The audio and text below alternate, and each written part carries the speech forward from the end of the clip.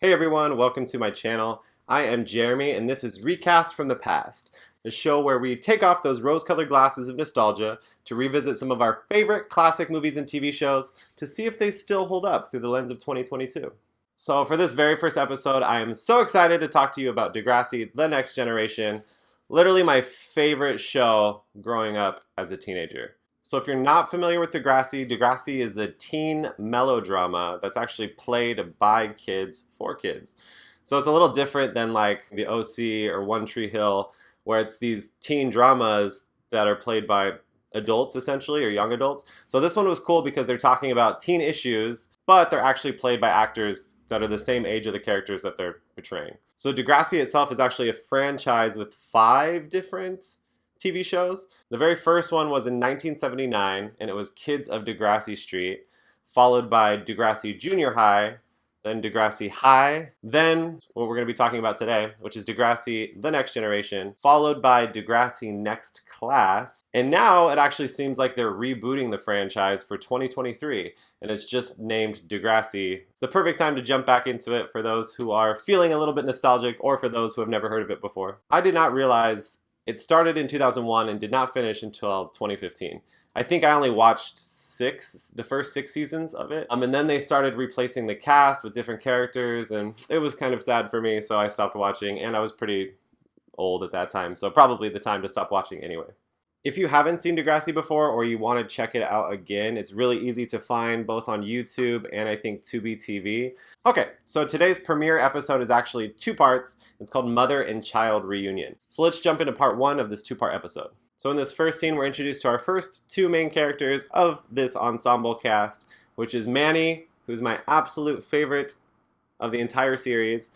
So Manny is played by Cassie Steele, and then also Emma, who is her best friend, and she's played by Miriam McDonald. So in this first scene, we get a little bit of a taste of who Emma is. We know that Emma really cares about the environment. They're talking to this boy on the internet, which is introducing us to our first teen issue of the series, Meeting Strangers Online. So actually a pretty heavy first episode topic for sure. And it's really cute because we get to see the dynamic of these 2 best friends in Manny and Emma talking to this boy supposedly named Jordan that neither of them have ever met before. And then Emma pulls out this magazine which shows one of the characters from the last of the series, which is Degrassi High, and that's Caitlin Ryan. It's really interesting because they've taken the characters from the last TV show and they've introduced them into this new series as themselves, but grown up. There's quite a few of them from the old show. And then it takes us downstairs to meet Emma's mother, who is Spike, which is another old character from Degrassi Junior High and Degrassi High. I really like how they kind of tie in the old with the new kind of right in this first scene. We're getting these old pictures of Spike when she was in high school, and now we get to see her all grown up. So like I said, I never saw the old TV show, but rewatching this as an adult makes me really want to know the stories of them when they were in high school and junior high school. The mother's full name is Christine Nelson, and she's actually played by Amanda Steptoe. So Spike comes upstairs telling Emma to get off the computer, and then Emma kind of tricks her a little bit. It's like, oh no, we're just looking at your old reunion website. And then the mom clicks through and we see all the old characters when they were in Degrassi High. Like I said, I really like the way they kind of hand off this series to the next generation, and they do it by having this 10-year high school reunion. So this is set actually 10 years after like the final episode of Degrassi High. So of course that means Spike was a teen mom, right? If Emma's, we'll say like 12 years old right here, that means Spike in her series probably dealt with the teen issue of teen pregnancy. So right as she's leaving the room, she gets a new message from Jordan, but she can't check it because they gotta go. Of course, we have the opening theme song, which I don't think I could play for you for copyright reasons. I love this theme song, of course. It's so nostalgic for me. It's a really cute song, I think, especially for a kid's show. They kind of change it as the series progresses, which we'll see probably, I think, starting from season 2. But the cool thing about this opening sequence is we're introduced to our ensemble cast of characters. They give us like 10 student characters and 2 adult characters, but for whatever reason, they don't show Caitlin Ryan or Spike in this opening sequence. But they do show Mr. Simpson, which is the teacher and the principal. Next, we're introduced to JT York. He's kind of like the class clown type character who is friends with Manny and Emma. So we see them moving boxes inside. I think they're setting up for the reunion, I believe. Then we get this conversation with the 3 about exchanging emails with Jordan. My new email, because in the last email he told me that he's going to send me. That sucks about the email. But Jordan emailed me last night. Which is, of course, very 2001. Like, who still uses emails anymore? Oh, I do. as an adult at work all the time. So actually this is still relevant today. But still, for a kid, probably not using emails ever to communicate with their friends. And then we get this very convincing fall from Jake Goldsby. The acting from these kids is always really good. I mean, even when it's not good, it still feels honest to me, right? Because there's sometimes where like kids feel like they're acting or they're not being completely genuine because they're trying to be something that they're not or whatever. So something about the acting from both the kids and the adults always felt really great. But we'll see if I agree with that as we continue on. So in JT's fall, they discover a picture of another old character from the last TV show, which is Joey Jeremiah. Okay, so I just have to say, little gay Jeremy was obsessed with Daddy Joey Jeremiah. He was so handsome to me when I was a kid. I was like, I wish Joey was one of my friend's dads. Oh, the things I'd do to that bald head. Who is this actor, actually? Pat Mastroianni. Oh my god. Mastroianni? I wonder what he's still up to. But anyway, let's move on. Sorry, I have a mewing kitty on my lap right now. They came to say hello. Mew, hi. Okay, so Joey Jeremiah, we find out, is now a car salesman, and he's talking to his old friend Lucy, who is also in town for their high school reunion. So he's selling Lucy a car. I don't think we actually ever see her again. I think she just shows up kind of in this first episode. But Joey remains one of the central characters for at least the first few seasons. We also meet Joey's daughter, Angela, who's actually played by Cassie Steele's little sister. So we find out from Lucy that Joey is not going to the high school reunion, and then Lucy says this wonderful line. Joey, we're all sorry that your wife died, but it's been a year. Joey, we're sorry your wife's dead, but like, get over it. Like, what is this? Why is she bringing this up to him, first of all? And also, a year? Joey, it's been a year to the day. Oh my god, is that why you're being such a buzzkill? Oh, there. Remind me next time not to visit you in August. Like, a year. His wife died, and it's only been a year.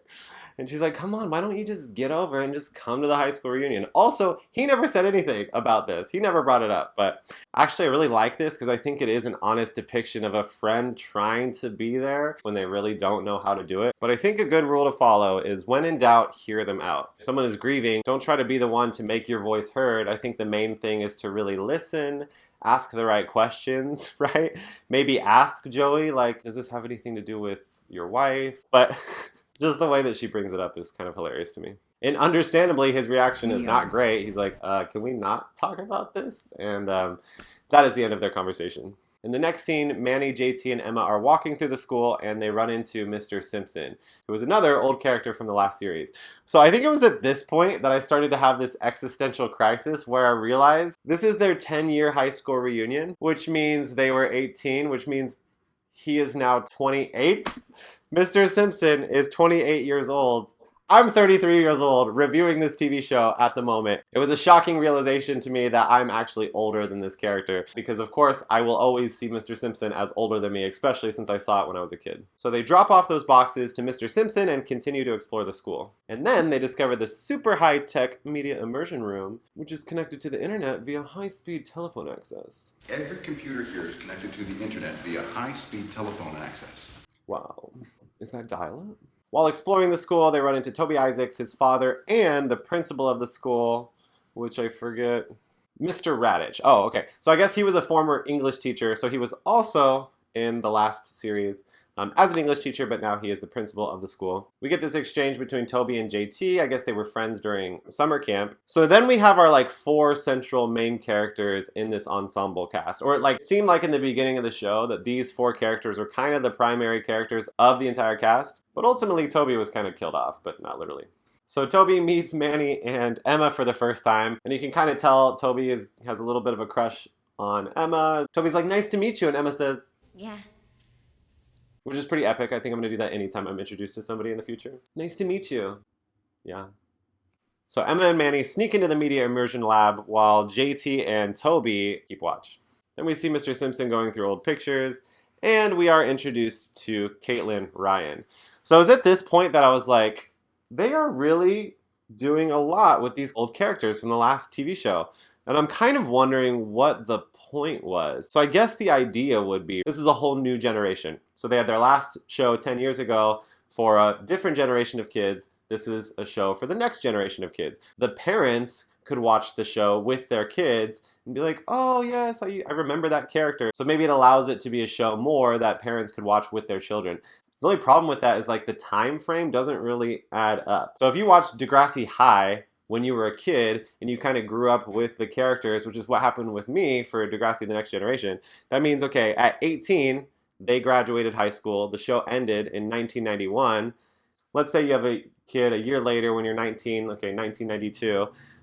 10 years later, this show comes out. Your kid's going to be like 9 years old? I don't know. I feel like it's a little bit the wrong demographic here. I think they're about like 5 years off. So I think if they maybe released this show like 15 years later, it would make more sense for kids who watch this show to have kids, their kids grow up, and to watch this show with them. I don't really know if that actually was their goal or not, but that's kind of what it felt like to me when I was watching it. So Caitlin is on her flip phone talking to her fiance that she wants to show off to her friends at their reunion. So we're getting the sense that Caitlin is some kind of rich and famous character of some sort. Caitlin enters her old school and she runs into Snake, and they have this really cute exchange that really genuinely feels like two friends seeing each other for the first time in 10 years. I also have to say, like, watching this again, I don't remember them spending so much time on these adult storylines. I'm like, this show is definitely meant for kids, right? At the time it came out, I think I was 12 years old, which is supposed to be Emma's age. She's going into junior high school, I think. So, like I said, I kind of grew up with the characters. Miriam was around 12 years old, I think, when this was filmed. Her character was supposed to be 12 years old. I was 12 years old. As the TV show progressed, the teen issues became more and more serious. But they spend a lot of this first episode focusing on the adults, which as an adult now, I kind of don't mind. I'm really invested in these adult characters. Then we get this really awkward moment where Joey sees Caitlin and they...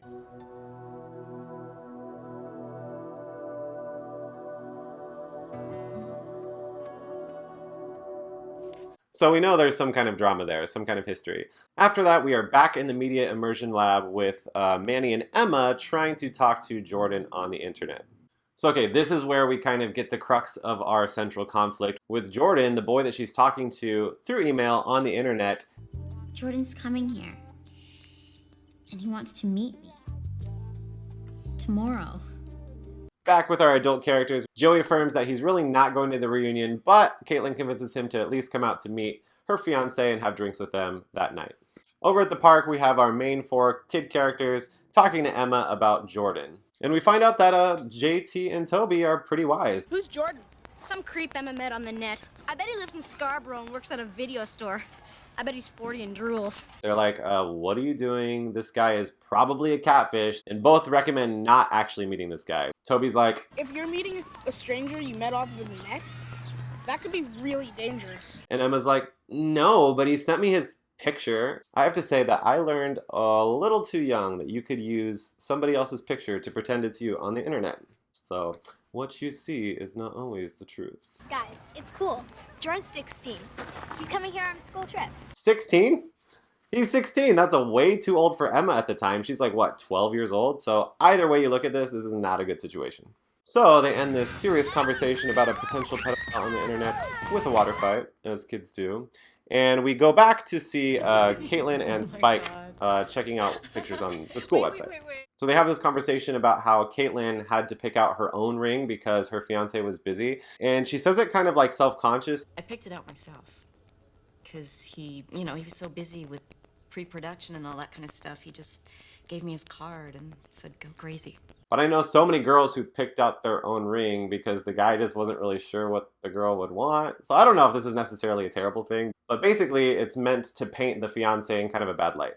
Emma comes into the room and says, Next time, can we try asking before trespassing? Which my mom would have splashed her rum and coke in my face and smashed the glass over my head if I came into any room talking to her like that, which is an exaggeration, and I don't condone that type of behavior. I think her mom is really cool. It reminds Emma to be a little bit more polite to their guest, Caitlin Ryan. Emma seems to know everything about Caitlin, which is a little creepy, but she's a fan, so it's cute. It was at this point I was like, okay, so we have these different characters, and we have like Spike, who is the mom now. We have Mr. Simpson, who turned out to be the teacher, and then we have Lucy, who's kind of traveling the world. And I'm trying to figure out who would I be in this cast of characters, and I see Caitlin Ryan as this mini celebrity, and I'm like, am I Caitlin? we're both pretty young, cool aunts. Like, she has her own TV show. I have my own YouTube series. I mean, like, this is the first episode, but whatever. And Emma's surprised that Caitlin Ryan is there in her messy room, which her mom did tell her to clean. I guess her parents were right.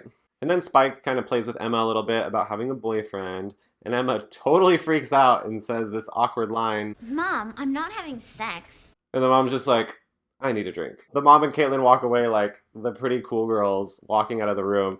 And I think even as a kid, I was like embarrassed of Emma and like thinking like, oh my God, what is she doing? What is she saying? They just walk out of the room like, this bitch, bye.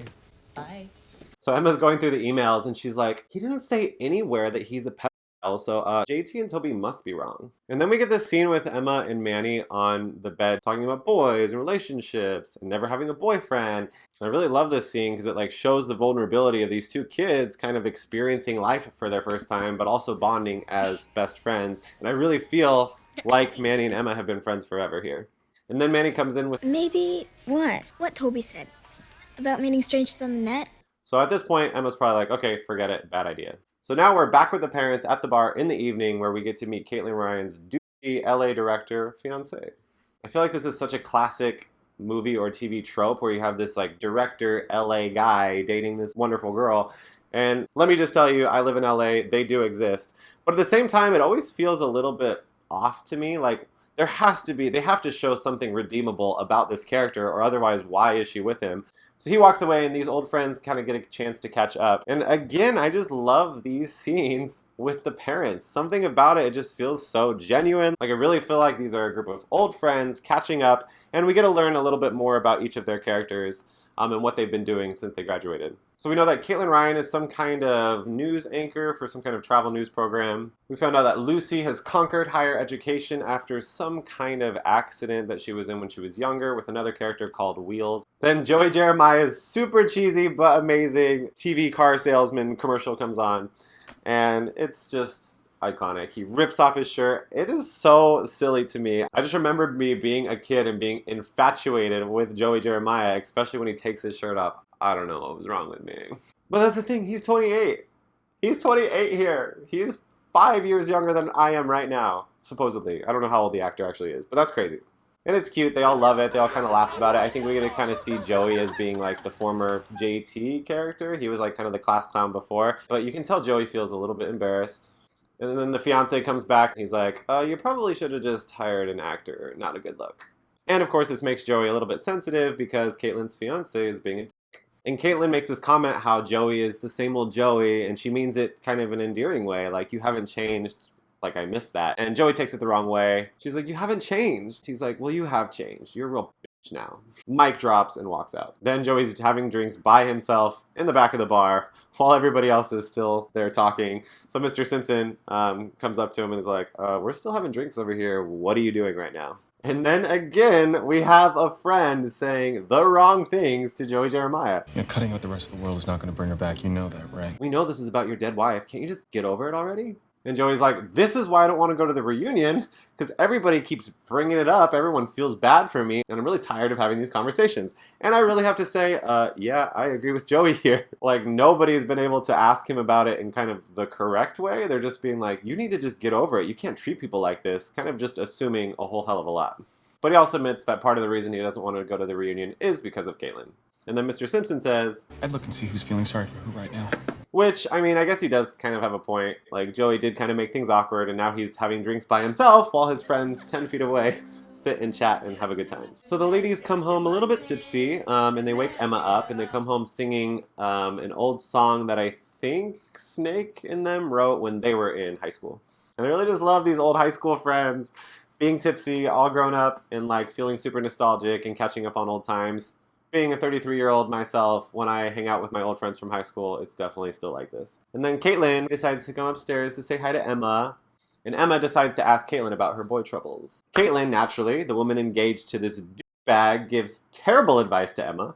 Emma's like, everybody says I shouldn't be with him, and Caitlin's like, just listen to your heart, go for it. Which, like, you know, just go for it. Go for what you want. It's not terrible advice, but at the same time, we're talking to a literal child here. We need to know exactly who this boy is, and a little bit more about him. But then I feel like they really want us to know that obviously Caitlin is not the person that Emma should be listening to, because we cut back to Lucy and Spike talking, and they're like, what do you think of her fiance? And they're both like, no. And then Spike walks over, and she kind of overhears Caitlin and Emma talking relationship stuff. And you can tell she's kind of like a little bit sad that Emma is not confiding in her, but confiding in her friend instead. I feel like this is a really great depiction of what actually happens, right? I don't care how cool of a mom you are. Kids will refuse to connect with their parents at that age, even if the parent is really trying their hardest to connect with their teenage daughter or teenage son. As much as Spike wants to be the one having this conversation, ultimately Emma turns to Caitlin. And Spike's like, oh, so what were you guys talking about? And Caitlin's like, oh, never tell. And I'm like, no, that's my daughter. What were you talking about? Excuse me? But she doesn't, and they leave it alone. Then there is this moment where they're talking about how old they are. What? I'm practically 30. I'm like, you better shut the fuck up right now. And then Lucy's like, I don't even feel it. I'm like, of course you don't feel it. You're 28 years old. What are you supposed to feel? Ugh, I hate it. I hate it. And then our final scene, thanks to the wonderful advice from Caitlin, is Emma sending an email to Jordan saying, okay, let's meet up. And that leaves us with a cliffhanger for next week's episode. So yeah, I don't know how you all felt rewatching this or watching this for your first time. Does it still hold up for 2022 so far? I mean, obviously we haven't gone through the entire teen issue yet of Meeting Strangers Online, which of course is still relevant to this day. Probably a lot worse today because it's so easy to do so. But yeah, I think they did a really good job of kind of tying in the old series with the new series, although I don't really think it's so necessary. But anyway, hopefully you enjoyed. Please, if you made it to the end of this video, like and subscribe to my channel. I will, of course, be releasing part 2 sometime later this week. Thank you so much for watching, and I'll see you next time.